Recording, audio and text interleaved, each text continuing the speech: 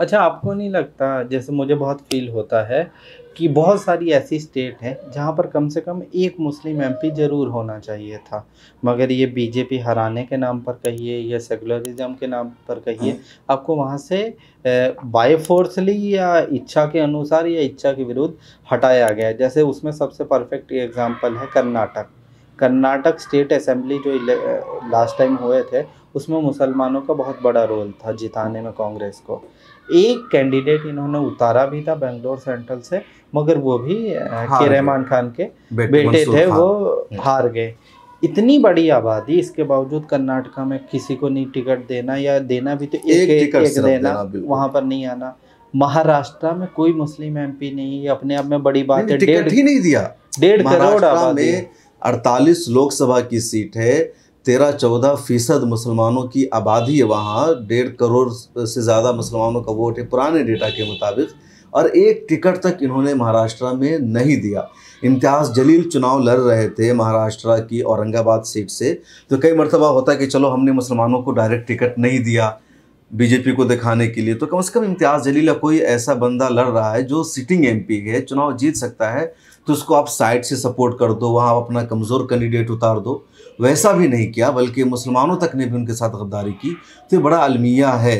अच्छा, आपको नहीं लगता, जैसे मैं महाराष्ट्र की एग्जांपल दूं, अगर महाराष्ट्र में इस बार इन्होंने कोई कैंडिडेट नहीं दिया है, सोचिए मुंबई की 5 सीटों पर मुसलमानों की अच्छी आबादी है, बिल्कुल, औरंगाबाद की सीट पर अच्छी आबादी है, अकोला की सीट ठीक है, धुले की सीट ठीक है, मतलब कई सीट है, अहमदनगर, ठीक है, ये सब सीटों पर आप दे सकते थे, कहीं से उतार सकते थे। अगर इस बार नहीं दिया है तो ये तो इन सेकुलर पार्टियों के लिए वो आज़ादी हो जाएगी ना, कि अगर इस पीक टाइम में आपको हटाया है तो ये काम रिपीट होगा आगे वाले टाइम में। बिल्कुल रिपीट होगा।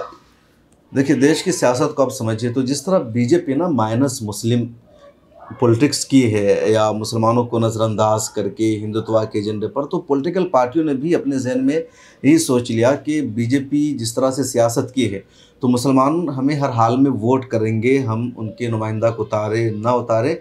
और इस इलेक्शन ने साबित कर दिया, सबसे ज़्यादा अगर मुसलमानों को नाराज़गी थी, कमी महसूस हुई थी इसी चुनाव में, क्योंकि मुसलमानों को टिकट नहीं दिया गया। महाराष्ट्र के बारे में लगातार चर्चा हुई, आरिफ नसीम खान ने तो बाज़ाब्ता बगावत की, इस्तीफ़ा दिया उन्होंने। वहाँ के इंटेलेक्चुअल ने भी इस बात का तस्करा किया कि एक भी टिकट नहीं दिया गया है। उत्तर प्रदेश की बात कीजिए, मुरादाबाद जो मुसलमानों की सीट है, सिटिंग एमपी वहाँ मुसलमान था, उसका टिकट काटा गया। दूसरे ज़िला से एक महिला को लाया गया जो मुसलमान नहीं है, उसको टिकट दिया गया। इससे ज़्यादा मुसलमानों में कितना गुस्सा आएगा। बिहार में जिन इलाकों में मुसलमानों को टिकट मिलना चाहिए था वहाँ नहीं दिया गया। सुपौल के मुसलमानों ने तो बाज़ाब्ता मीटिंग की, आरजेडी के ख़िलाफ़ कैंपेन चलाया कि हमें यहाँ से टिकट नहीं दिया गया है। पूर्णिया में 40% मुसलमानों की आबादी है, वहाँ मुसलमान को टिकट नहीं दिया गया। सीवान में आपने टिकट नहीं दिया या शहाबुद्दीन की फैमिली को नज़रअंदाज कर दिया। राजस्थान में भी 10-11% मुसलमानों की आबादी है, एक भी टिकट आपने मुसलमान को नहीं दिया। इसी तरह स्टेट्स की मिसालें हैं। तो इस मरतबा सबसे ज़्यादा मुसलमानों में गुस्सा था, नाराज़गी थी, लेकिन एक माहौल ऐसा बनाया गया ना कि बीजेपी सरकार में आएगी तो कॉन्स्टिट्यूशन को बदल देगी, ख़तरा है, हिंदू राष्ट्र बन जाएगा। तो मुसलमानों ने इस बुरे दौर में भी अपने मुद्दों को भुला दिया, अपने इश्यूज़ को भुला दिया। अब इससे पहले किसी भी पार्टी के मैनिफेस्टो को पढ़ेंगे तो उसमें माइनॉरिटी के लिए अलग से चैप्टर होता है, मुसलमानों के लिए अलग से मुद्दे होते हैं। इस मरतबा इन लोगों ने कुछ भी नहीं किया, किसी भी पार्टी के स्टेज पर कोई मुसलमान नज़र नहीं आया होगा आपको। इन सब के बावजूद मुसलमान भूल गए अपने इश्यूज़ को, अपनी नुमाइंदगी को, अपने मुद्दों को, और उन्होंने इंडिया गठबंधन को वोट किया। अब देखिए, असम में मौलाना बदरुद्दीन अजमल जैसे लीडर को उन लोगों ने वोट नहीं किया, कांग्रेस को वोट कर दिया कि हमें हर हाल में बीजेपी को हराना है।